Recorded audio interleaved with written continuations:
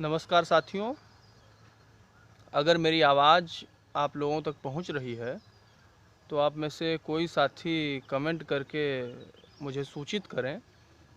फिर आज का जो विषय है इस पर हम लोग बातचीत शुरू करेंगे। पहले ये कंफर्म हो जाए कि हाँ, आवाज़ आप सबको मिल रही है, उसके बाद हम लोग बात शुरू करेंगे।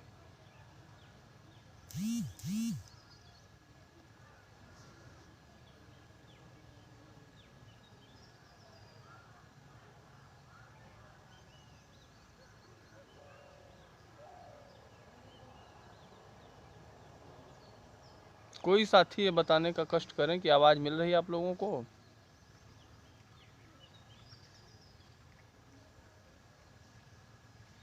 नमस्कार, आवाज़ मिल रही सर्वेश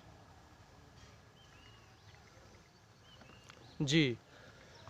तो इसका मतलब आवाज़ मिल रही है। और जैसा कि आप सबको मालूम होगा और कैप्शन में भी लिख दिया है मैंने कि जो विषय है गोदान कृषक जीवन का महाआख्यान। हम आज जिस समय में जी रहे हैं, भय, आशंका, उदासीनता, उदासी और तमाम तरह की विपरीत परिस्थितियां, जिनमें से अधिकतम कोरोना महामारी ने पैदा की हैं, बल्कि उसको ऐसे कहें कि जितनी कोरोना महामारी ने पैदा की हैं, लगभग उतनी ही विपरीत परिस्थितियां सत्ता द्वारा निर्मित की गई। तो सत्ता द्वारा निर्मित की गई और इस महामारी द्वारा पैदा की गई परिस्थितियों के बीच जीते हुए एक हिंदुस्तानी नागरिक के रूप में अगर हम विचार करें, जबकि हम यह देख रहे हैं कि कोरोना का जब पहला झोंका आया, फर्स्ट स्ट्रेन जब आया कोरोना का, तो बहुत सारे लाइव कार्यक्रम, या बल्कि कहें कि लाइव कार्यक्रमों की एक जो है भीड़ दिखाई देती है सोशल मीडिया के तमाम सारे प्लेटफार्म पर। लेकिन जब यह दूसरा स्ट्रेन आया कोरोना का, जिसमें कि हमारे आसपास के बहुत सारे ऐसे परिचित लोग इस दुनिया को छोड़कर चले गए, तो ऐसे में हम देखते हैं कि एक ख़ास तरह की उदासी पूरे जो है परिदृश्य पर दिखाई देती है। ऐसी स्थिति में साहित्य, संस्कृति, कला या दूसरी तमाम विधाओं के बारे में बात करने का स्पेस बहुत कम है, या फिर ऐसा लग रहा है कि इसका स्वरूप कुछ कुछ बदलेगा या बदल गया है। हमें जो कविता आज से पहले, हमें जो कहानी, जो उपन्यास या कोई भी रचना जो अर्थ आज से पहले देती थी, इस महामारी और महामारी के दौरान सत्ता तंत्र द्वारा जो व्यवस्था बनाई गई या बिगाड़ी गई, उस बनाई और बिगाड़ी गई व्यवस्था के बीच जब हम आम भारतीय नागरिक को पिसते हुए देखते हैं, तो लगता है कि नहीं, दुनिया को अपनी प्राथमिकताएं बदलनी चाहिए थीं, बहुत पहले बदल लेनी चाहिए थीं, या कम से कम अब तो बदल ही लेनी चाहिए। आप सब जानते हैं अभी पिछले दिनों जिस तरीके से ऑक्सीजन के अभाव में हिंदुस्तान के नागरिक सड़कों पर, हॉस्पिटल्स में बिलखते मिले, एम्बुलेंस में बिलखते मिले, जिस तरह की स्थितियां देखने में आईं, उससे मन, जिसे कहते हैं ना, फट जाना, वो स्थिति थी। और अभी पिछले एक हफ्ते से गंगा नदी के तमाम सारे घाटों पर जिस तरह नागरिकों के शव पड़े दिखाई दिए, तो ये सब ऐसी परिस्थितियां निर्मित हुई जिन परिस्थितियों के बीच कम से कम मुझ जैसा इंसान तो किसी भी दूसरे विषय पर बात करने की स्थिति में नहीं था। सर्वेश, सीमांकन और दूसरे तमाम साथियों ने बार बार यह कह के कि नहीं आप इस विषय पर आइए, इस विषय पे अपनी बात रखिए, तो यह जानते हुए भी कि इस विषय पर पर्याप्त बातचीत हो चुकी है आज से पहले, और हिंदी के लगभग सभी बड़े आलोचकों ने इस विषय को उठाया है और कृषक जीवन से जोड़ करके, कृषक जीवन के महाआख्यान से जोड़ करके या कृषक जीवन के आख्यान से जोड़ करके गोदान को देखने परखने का काम किया है। ऐसे में मुझ जैसे एक सामान्य विद्यार्थी के लिए गोदान के कृषक जीवन के महाआख्यान होने के संदर्भ पर बात करना एक तरह की गुस्ताखी ही है, लेकिन जैसा कि मैंने बताया कि इन साथियों के बार बार कहने के बाद मैं इस स्थिति में आया कि मैं वह गुस्ताखी करूं, और वही गुस्ताखी कर रहा हूं। तो इस कोरोना काल में सत्ता तंत्र द्वारा बनाए गए जाल में जिन लोगों का संहार हुआ, जिन लोगों ने इस दुनिया को छोड़कर जिन्हें जाना पड़ा, जिनके परिवार अनाथ हो गए, जिनके जाने से परिवार अनाथ हो गए, उन सबको मैं नमन करता हूं और एक भीतर बहुत एक गहरी पीड़ा के साथ इस पूरे परिदृश्य के बारे में सोचता हूं, देखता हूं, यह जानते हुए कि इसे बदलना मेरे बस की बात नहीं है। हाँ, यह ज़रूर है कि इस पर मैं सोच सकता हूँ, इसको मैं देख सकता हूँ, देखने को विवश हो सकता हूँ, और इसी व्यवस्थापूर्ण स्थिति में आप लोगों के बीच गोदान उपन्यास पर मैं बात करने के लिए उपस्थित हूँ। बीच बीच में किन वजहों से ये रोशनी का, चूँकि गांव में हूँ और भारतीय गांव आज भी इंटरनेट के 2G, 3G, 4G के बीच उलझे हुए हैं, तो घर में बैठूंगा तो नेटवर्क नहीं आएगा, इसलिए बाहर आना पड़ेगा। और बाहर आने पर ये जो समस्या हो रही है कि कभी बहुत अच्छे से वीडियो क्वालिटी दिख रही है और कभी एकदम नहीं दिख रही है। इन सब के बीच गोदान पर बात होनी है। जैसा कि मैंने शुरू में ही कहा कि गोदान पर हिंदी के लगभग सभी बड़े आलोचकों ने गंभीरतापूर्वक बात की है, और गोदान पर बात करते हुए एक बात जो बहुत प्रमुखता से कही गई कि यह कृषक जीवन का महाआख्यान है, और दूसरी बात कि इस उपन्यास की जो समस्या है वह ऋण की समस्या है। और भी तमाम तरह की समस्याएं हैं, लेकिन केंद्रीय समस्या ऋण की समस्या है। आप इस उपन्यास के में जितने भी पात्र हैं उनमें से किसी ऐसे पात्र को नहीं पाएंगे जो कृषक हैं, पूंजीपतियों को और साहूकारों को नहीं। जो कृषक है वह ऋण की समस्या से ग्रस्त ना हो, ऐसा आपको नहीं मिलेगा।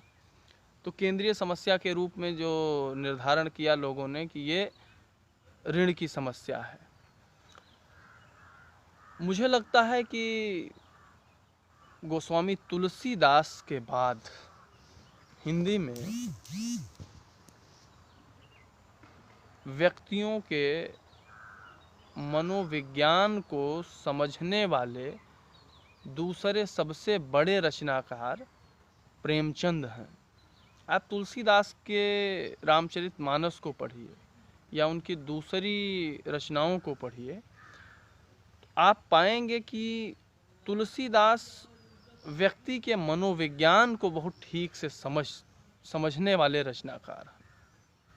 किस स्थिति परिस्थिति में कौन सा व्यक्ति किस तरह से व्यवहार करेगा या करता है, इस चीज़ को प्रेमचंद तुलसीदास बहुत ठीक से समझते थे।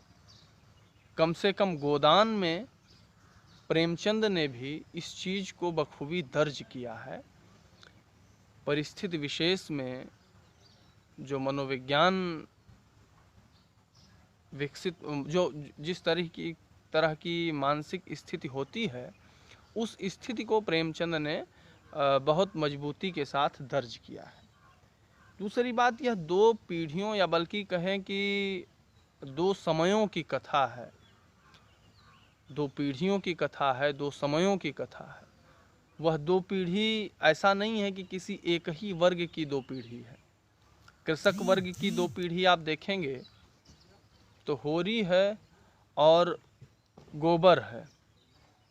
आप साहूकार वर्ग की दो पीढ़ी देखना चाहें, आप जमींदारी की दो पीढ़ी देखना चाहें, तो एक कोटेशन मैं पढ़ता हूँ, वहीं से बात शुरू करता हूँ।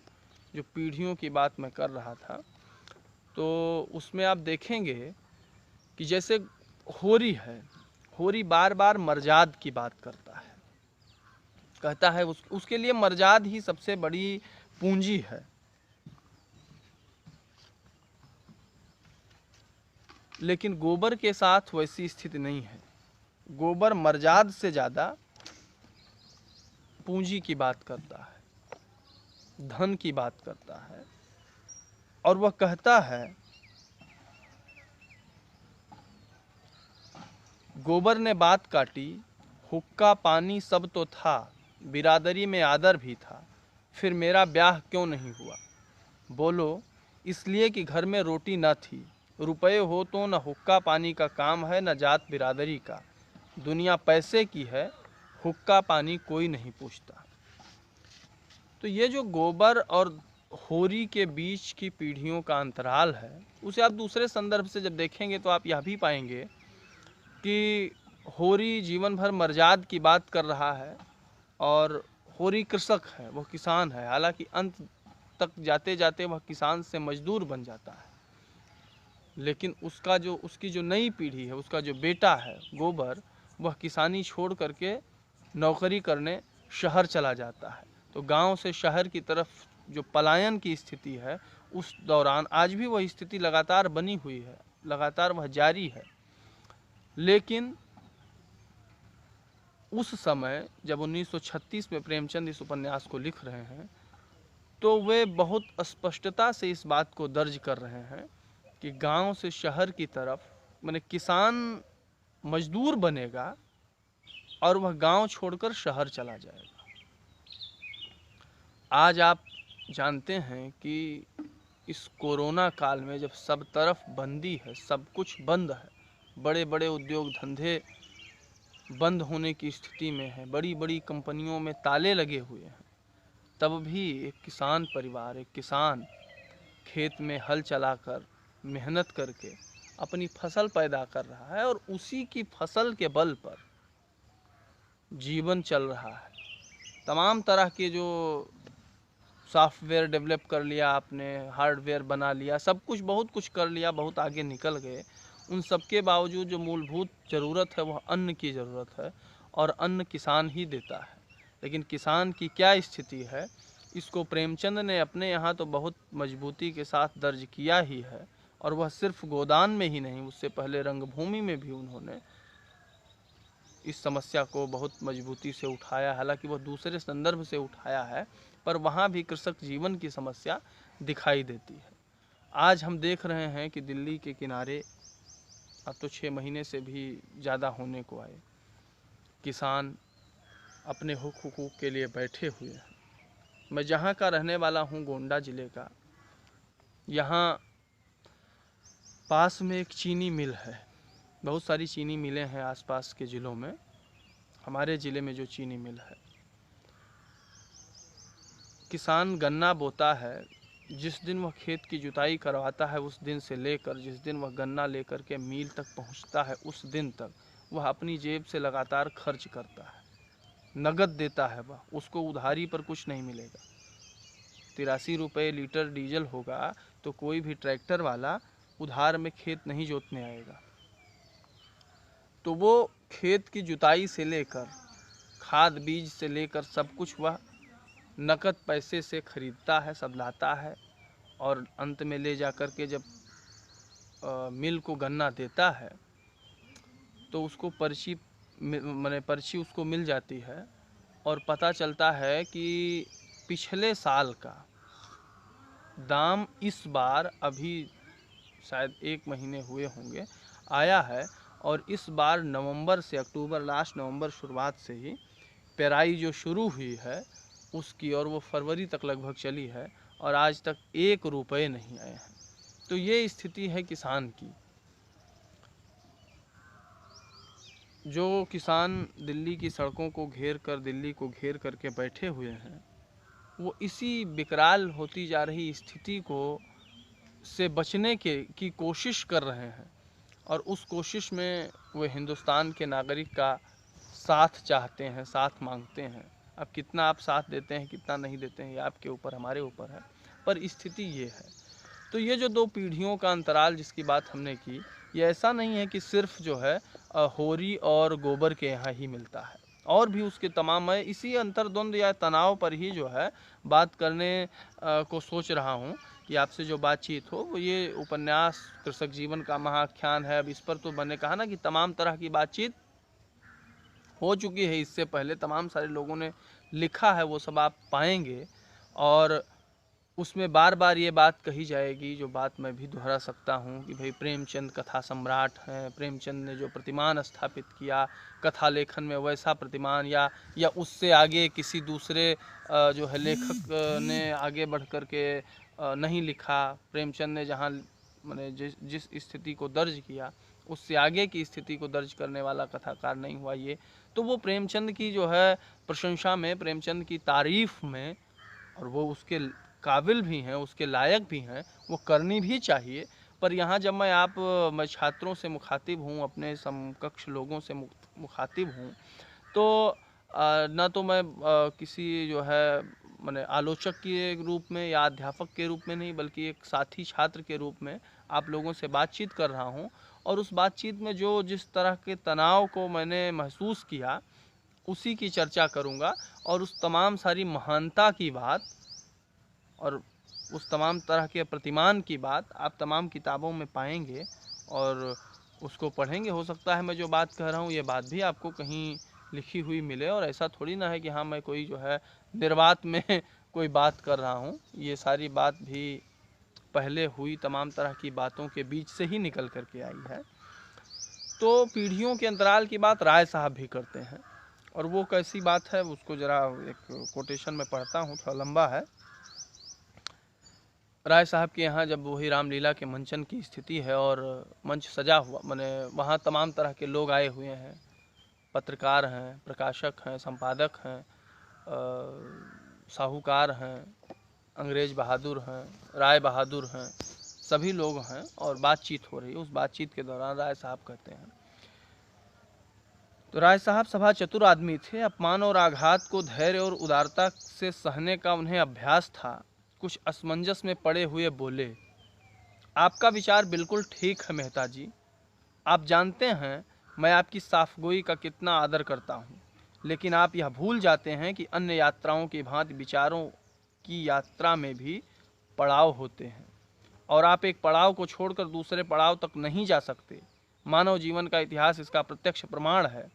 मैं उस वातावरण में पला हूँ जहाँ राजा ईश्वर है और जमींदार ईश्वर का मंत्र।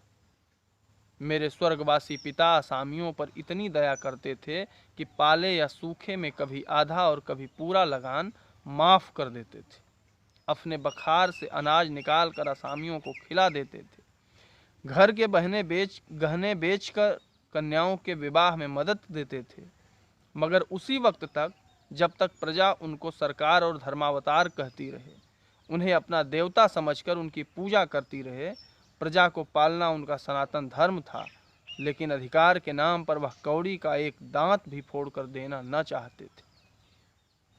मैं उसी वातावरण में पला हूँ और मुझे गर्व है कि मैं व्यवहार में चाहे जो कुछ करूँ, विचारों में उनसे आगे बढ़ गया हूँ, और यह मानने लग गया हूँ कि जब तक किसानों का यह रियायतें अधिकार के रूप में न मिलेंगी, केवल सद्भावना के आधार पर उनकी दशा सुधर नहीं सकती। स्वेच्छा अगर अपना स्वार्थ छोड़ दे तो अपवाद है। मैं खुद सद्भावना करते हुए भी स्वार्थ नहीं छोड़ सकता और चाहता हूँ कि हमारे वर्ग को शासन और नीति के बल से अपना स्वार्थ छोड़ने के लिए मजबूर कर दिया जाए। इसे आप कायरता कहेंगे, मैं इसे विवशता कहता हूँ। मैं इसे स्वीकार करता हूँ कि किसी को भी दूसरे के श्रम पर मोटे होने का अधिकार नहीं है। उपजीवी होना घोर लज्जा की बात है। कर्म करना प्राणी मात्र का धर्म है। तो ये जो कोटेशन अभी मैंने पढ़ा, आप इसमें देखेंगे कि यह ठीक बात है कि राय साहब फंस गए हैं। बातचीत हो रही है, उस बातचीत के दौरान वो फंस गए हैं। तो अपने बचाव में उन्होंने ये तर्क पेश किया है कि भाई जो पीढ़ियों का अंतराल हुआ, जो पीढ़ियां बदलीं तो स्थितियां भी बदलीं, और जो हमारे पिताजी जिस तरह का शासन चलाते थे उस तरह का शासन मैं नहीं चला रहा हूँ। मैं उससे थोड़ा ज़्यादा उदार हुआ हूँ। यह भले अपने बचाव में कही गई बात है, पर इसमें बहुत कुछ सच्चाई भी है। और वह सच्चाई, मैंने कहा ना कि प्रेमचंद ने लोगों का मनोविज्ञान जिस तरीके से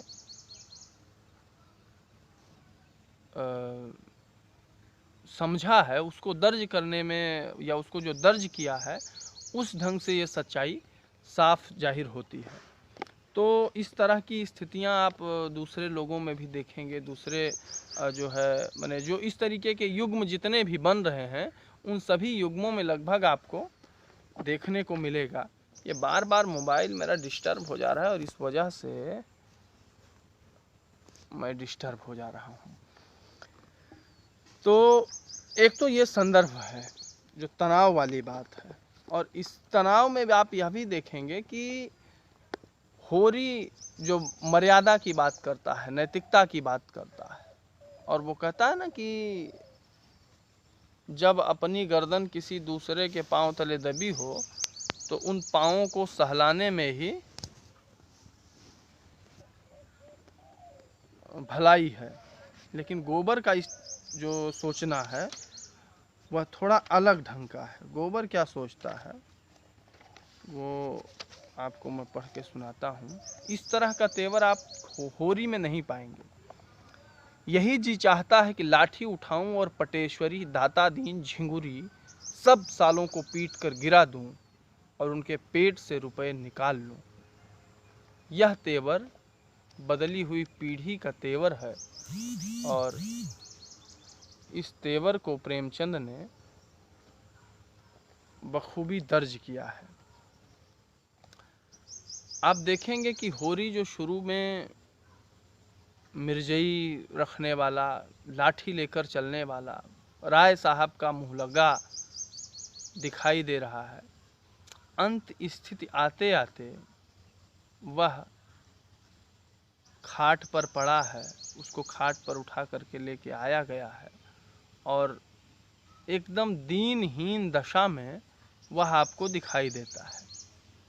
तो इतने समय में वो जो किसान था, और उस किसान को मैं जहाँ से बात कर रहा था वहीं से शुरू करता हूँ कि होरी जो मर्जाद की बात बार बार करता है, और शुरू में आप देखते हैं मिर्जई जो है रखे हुए और लाठी लेकर के जाने वाला राय साहब का मुहलगा, और बहुत ही मतलब एक सम्मानजनक स्थिति वाला आदमी है। और वो बार बार ये बात कहता भी है अपनी पत्नी से, जब धनिया बिगड़ती है या गोबर बिगड़ता है, कि आप जो है सुबह चले जाते हैं राय साहब के यहाँ और दोपहर तक वहीं बैठे रहते हैं। तो वो कहता है इस बात को कि भाई राय साहब के यहाँ चला जाता हूँ तो उसी का तो सुफल है कि हम पर मतलब कोई कड़ाई नहीं होती है, कोई बहुत जो है टाइट शासन राय साहब नहीं करते हैं। तो ये बात वो कहता है। लेकिन अंत में आप देखें कि वो असहाय है, दीनहीन है, पड़ा हुआ है, और गोदान के लिए भी उसके पास जो है पैसे नहीं है, और वो कुछ बेच करके उसकी पत्नी धनिया पैसे लाई हुई है, और उसी पैसे से वो उसका गोदान कर देती है। वो पंडित माता दीन जो हैं उनके हाथ में वो पैसा रख देती है। तो ये स्थिति एक किसान की है, उसकी ये परिणति है। उसकी जो सबसे छोटी, या कहें कि उसकी जो बुनियादी आकांक्षा है, आप वो छोटी दिखती है पर वो उसकी बुनियादी और एक बड़ी आकांक्षा है कि उसके द्वार पर एक गाय हो। उस आकांक्षा का क्या होता है आप सब जानते हैं। गाय किस तरह से वो लेके आता है, उसका देखिए नाम हीरा। तो गाय लेके आता है और फिर जो है उसके ही सगे भाई उस गाय को कुछ खिला देते हैं, गाय मर जाती है। और फिर उसके बाद वह तमाम कोशिशों के बावजूद गाय नहीं खरीद पाता है। गाय उसे नहीं मिलती है और उसकी पत्नी अंत में यही कहती भी है कि मेरे पास न गाय है न कोई बछिया है, कुछ भी नहीं है, यही 20 आना है, लीजिए पंडित जी इसी का गोदान करा दीजिए। और वो उनके हाथ में देती है और वो अंत वही होता है कि धनिया ने पैसे दिए और पछाड़ खाकर गिर पड़ी। अब उसका वो गिर पड़ना मतलब जो धनिया संघर्षशील महिला थी है, हमेशा लड़ रही थी, हार ना मानने वाली थी, वो भी अंत में पछाड़ खाकर गिर पड़ती है। एक और बात जो मैंने नोटिस की इस उपन्यास में, इस उपन्यास को पढ़ते हुए,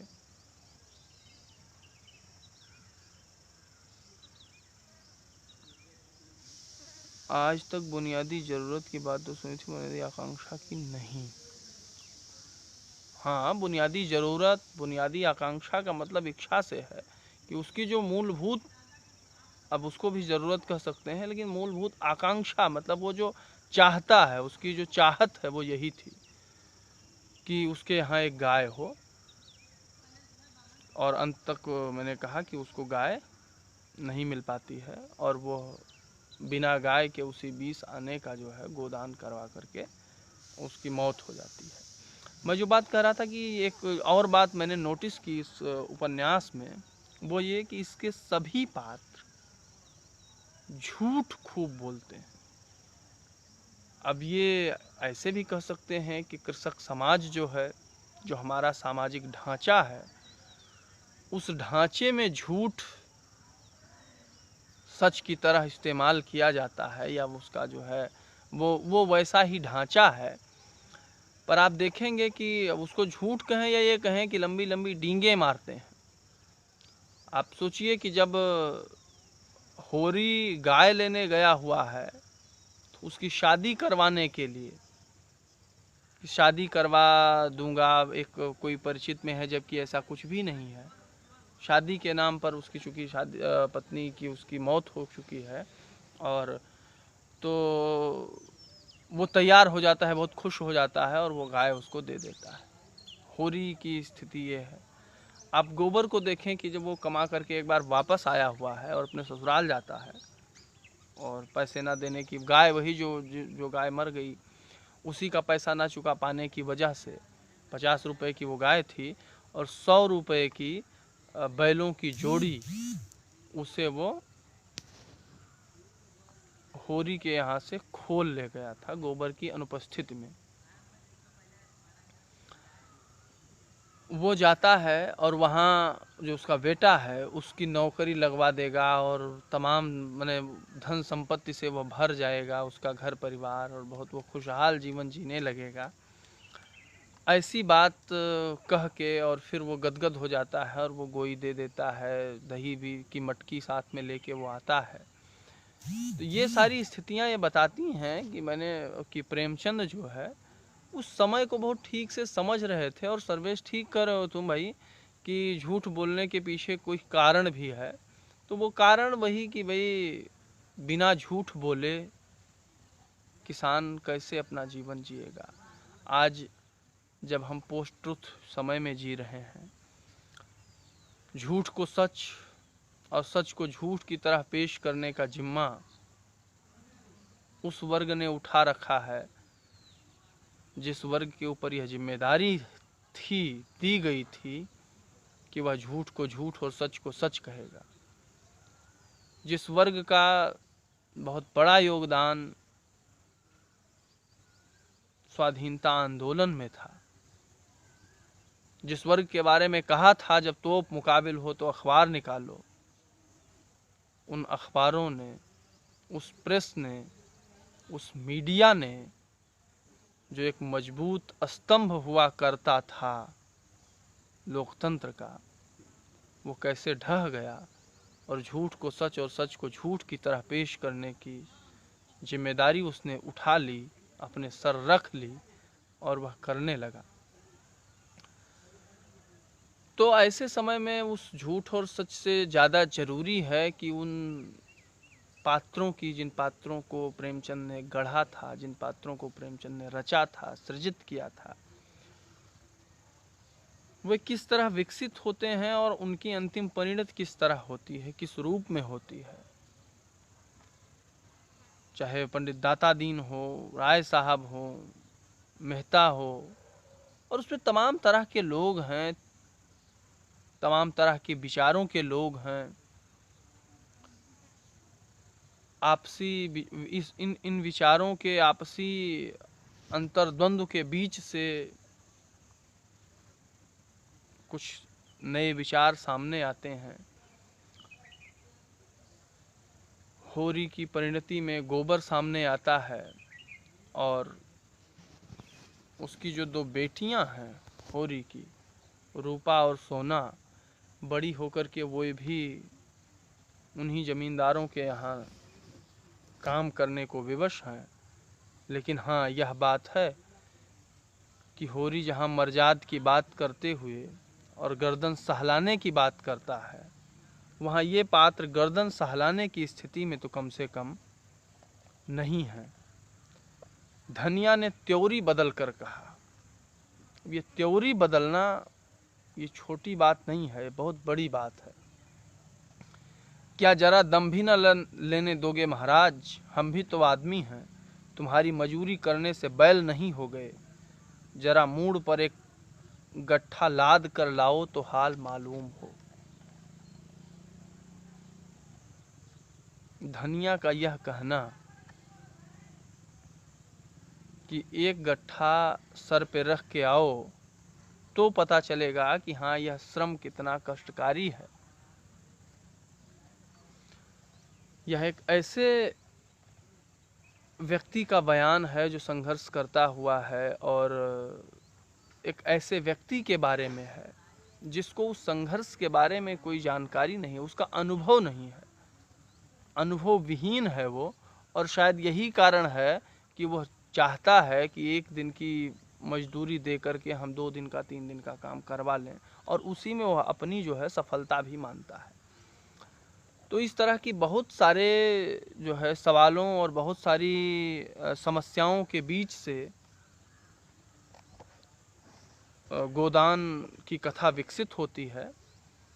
और जैसा तमाम सारे आलोचकों ने कहा है, और जाहिर सी बात है कि उसमें सच्चाई भी बहुत कुछ है, कि यह आज का जो किसान है, और ये बात भी देखने में आती है कि तमाम सारे जो वर्ग हैं या जो तमाम तरह की संस्कृतियां विकसित हुई, वर्ग नहीं कि भाई कृषक एक वर्ग तो है ही, किसान एक वर्ग है, लेकिन किसानी जो है वो एक तरह की संस्कृति भी है। कृषक संस्कृति की बात इसीलिए बार बार की जाती है। तो आप दूसरे तमाम वर्गों में देखेंगे, दूसरी तमाम संस्कृतियों में देखेंगे कि उनमें बदलाव थोड़ा जल्दी होते हैं, बदलाव की जो गति है वह तीव्र है। लेकिन कृषक संस्कृति में या कृषक वर्ग जो है, इसके बदलाव की जो गति है वह उतनी तीव्र नहीं है। ब्रिटिश उपनिवेश के दौरान जिस तरह के जुल्मों सितम किसान सहता था, आज का भी किसान कोई उससे बहुत मुक्त नहीं है।